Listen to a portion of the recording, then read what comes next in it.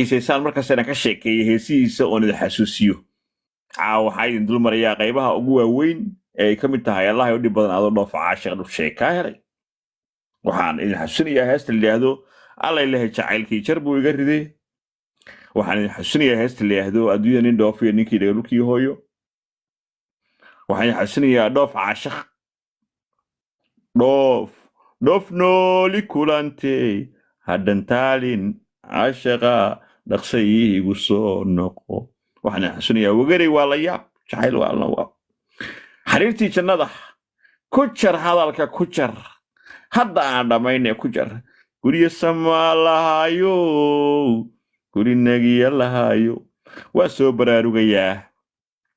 bartamaha habeenkii weli beerka xunshada waa kaababanayo bastay weeye cudurkii waygu sii ballaadho boholyuu madaaye haddii aanan balaayay buulkayga kaa gelin bisinkana xijaab oran bismillaahi raxmaan raxiim caashaqu baddaadaba haddii aanan kaa bixin waad howlo badan tahe buuri aanan kaa korin badweynkaala tillaabin ama bureeqadii berigii qaada badisay qaad oran raggii maadiga ka haray dhin macnaha gabdhihii maadiga ka haray uu qarnaya shankaroob uu qarnaya wuxuu leeyahay meeshuu dhihi lahaa gabdhihii maadiga ka haray waa la fahmayaa mogta markaasuu raggii maadiga ka haray uu leeyahay nin fiican maanigaan ahayn gabdhihii maadiga ka haray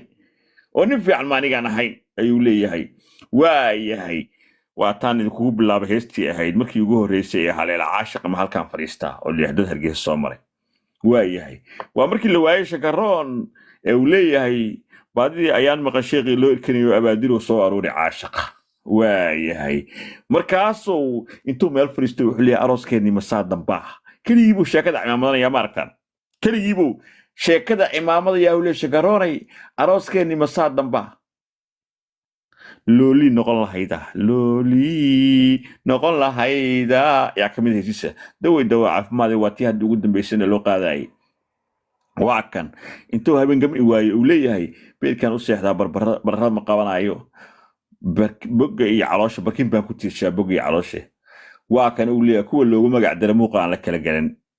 heesaha macaanii muusikii codkay diray sabab kale hamoodiine sirtaadii habeenadan waan ka seexan waayey anigoo ku sugayo kuu taagaa sorankaasa hal iigu dhaaftay sasab iyo wax sheegiyo saas waan ka quustay